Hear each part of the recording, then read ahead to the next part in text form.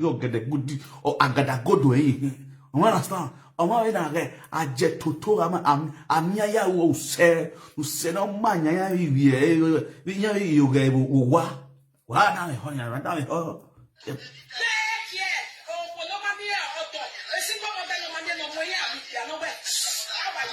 Wow, a single mother no mammy, no mammy no more. Ne vivia rien. Vivia ka biona wu.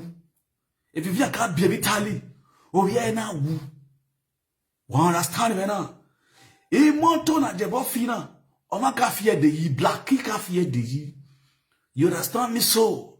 Ajebo na do active mu ganya. Ajebo kan carry on.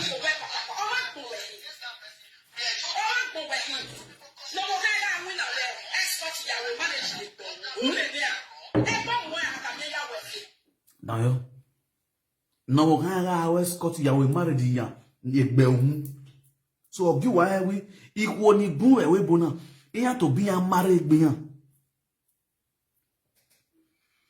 Iya to bi yan. Iya mu go ye egbe yan we yan ro wodo yan ro. We na to bu we ye bra price ya mu go ye egbe ohun wo to bo marry egbe. Am I marry we?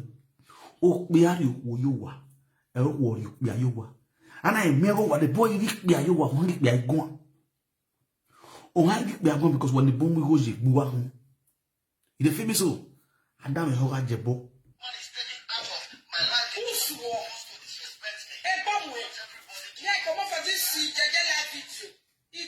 Who they disrespect you?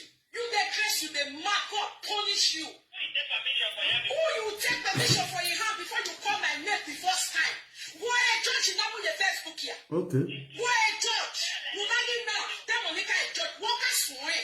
You are born now at the back. You are coming back with any way. What it is soon. Oh, you back. Huh? Why swear? Then you are swear. You are come back to Ubai. Don't need it.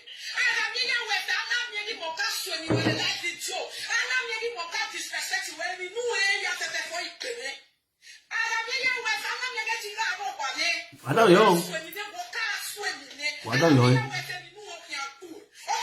Oh, you may, oh, you what? Oh, you what? Then we are sitting poor. Driving. I still come your way.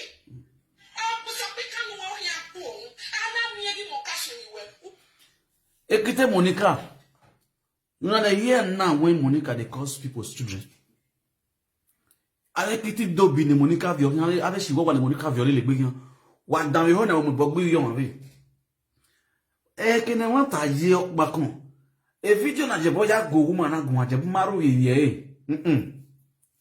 Ajebo maro ye.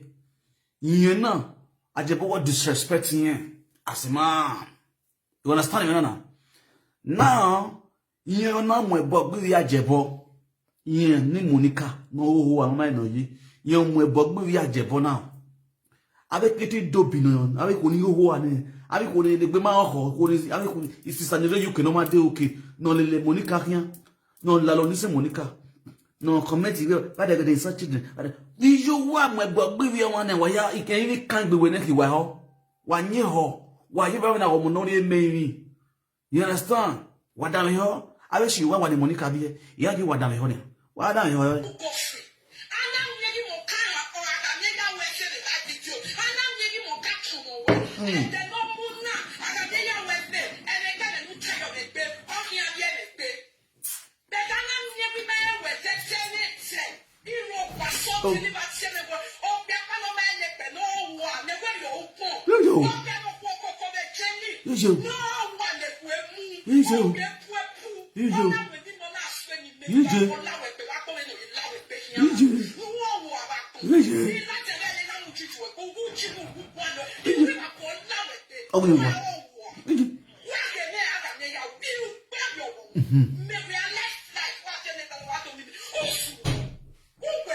Okay.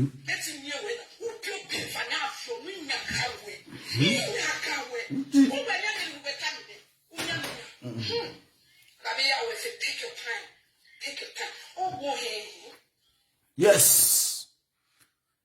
On ewana aga me ya refina ohuwa. Ewana ena okba.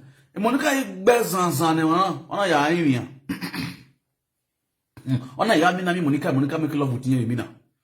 Monica iguogo ni after this iguogo ni Monica guogo I love you. Ona mi na mi Monica yekia Monica mina. Now agameya we fi work bia. Ama bi Monica senya na odo nya ma me na live video. Ama bi o se e always joke. No gun beta ko kire yo we. Ama gbon Monica ki. E Monica enu onu. Be no gbo we na kiti do bi na. E do gbode. E bi na o yen no. E kyuselu. Ari ko de kyuselu ne ma ho ni ho ke kyuselu. Usun pa wo yin na hin. You understand? Bo ma we nu we yi no zu anu mo de gbuto. Na ni boya wo. Na gba enu pogodo. Ojebo ye wo atakpa no bi oyi. O gentriki. O gentriki. No ra ka iri. Ajebo no ra ka iri. O gentriki. Egbo amwa. I Monica ati zanzanga wa because who are does wo wa dey yo go no we. Because the way we ma clear. Yen ya dey we your way does not. O ma clear. Ojebo ye wo ki. O wina onisoko ge. Donc we no wina no pero ma gbe no. Be na we say ya ri igela ige magela dia wa. O adege o andi go gbegbo ni hanyanga. Yeah, but we gbegbo kere yame deserve because yeah is capable and able and capable. Udavya mena. Ose Monica na nyano we. Ose na ti nyano na wolo we na woli do. We na vai do vyo yaka zune kaka. We yi bubu yo. No ka ndara gwo ya zoli aya woli guy. Understand? E Monica va we. Ona nyawa. Ona zune kaka na vyo yaka. No aka. Agameya ose udavya mena. Gbe gbanya gbanwa. Monica gbo nya gbanwa video na. Wa dan yo. Take your time. And you landed life with your own way. Any growth way, the man need them grow. You have your power way, share your own love way. Exactly. Exactly.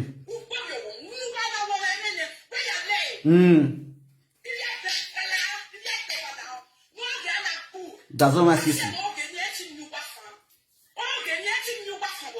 Oh, that way.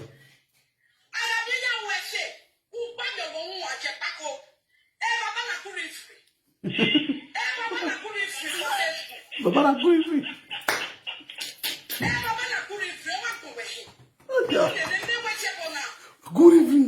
Gurifi. Jesus. Babara Gurifi. Oh, Babara Gurifi. Good evening, my people. Chai. Ah, me yawefi, who have done this to you? Ah, tani to share lo she. I mean yawefi. Me who one more ma bioko one. You understand? Good. We can go. I wish you be one more baby.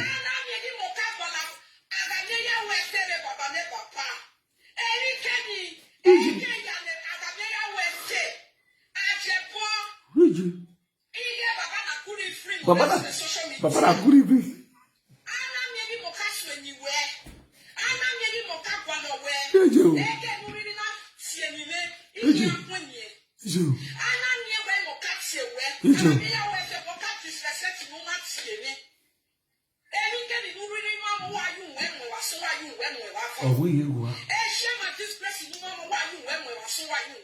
Babara Gurifi.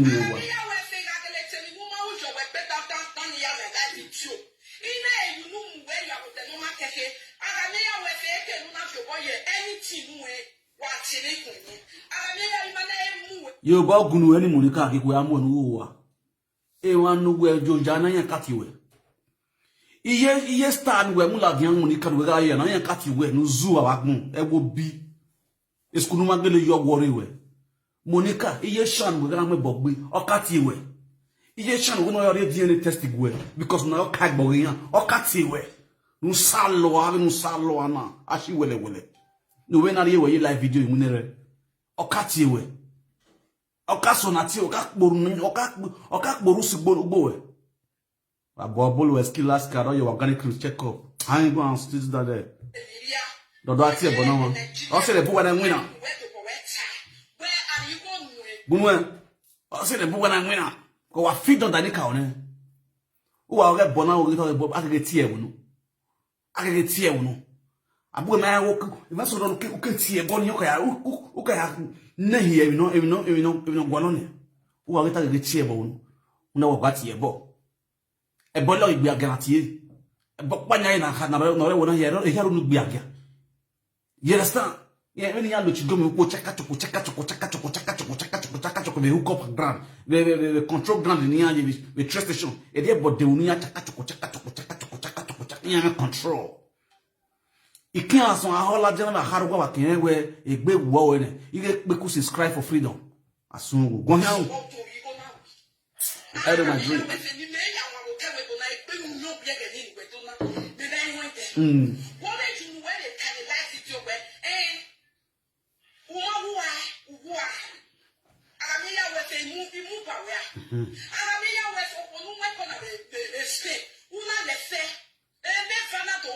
Okay.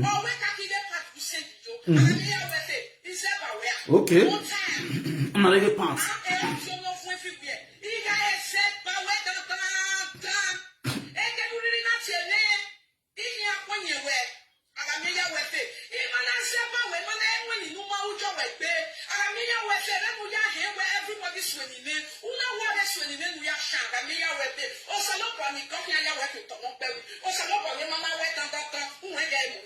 Those are no one who got Monica, those are no one who got. Those are no one who got me no what Tarando. That was a low one. Osaloba Ogun. Osaloba Ogun. Ogun ye, Ogun ye, Ogun. I live a fake life. Was stop a fake life. Osaloba and Magbikita. Osaloba and Magbisagi. Elwega. And no one, Osaloba. Saloba and Magbisagi. Aria, I'm not going to consider it.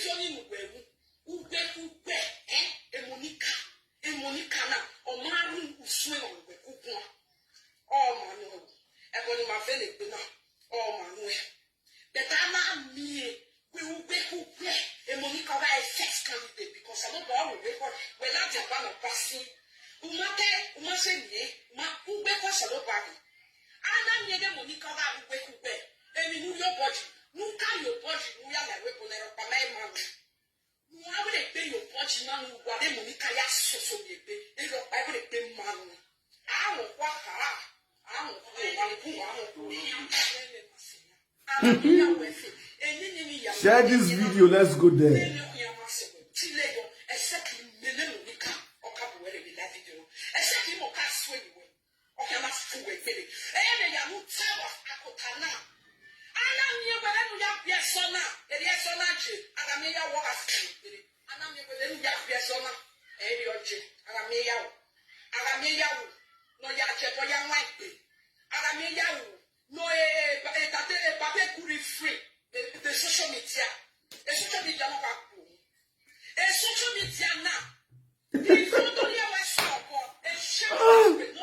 Hey, Baba, good evening.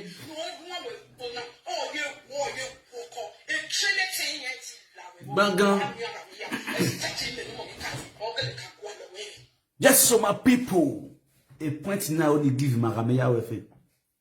A bonnet woman at ye, or one winner on my brother do mine come away. A bonnet Monica Tienway, and we don't know mine. You understand? A week web get betrayer. Dans les hors, et bon entier, or when we no decum, or get the good no saying, so we all decum, or a baba with this man. I will what decuna. Man, understand? A bon entier winner, I will decuna. Why I am no say, You understand? Everything you want go better, but not you know what say. Or send way. A joke. A bonny Monica tin way. Or send way. Or what say. You will go to where any Monica, not sell when any ready or the con or the coup. Since the Monica yak me was signal yak boy. HT o deji. Ugben go back way. Ugben go yak boy social media. No yard do 3,000. Ugben go yak boy social media. Understand? Upon now we confess. I want to make boy live video now. I want to declare you buy ya agbo zan social media now.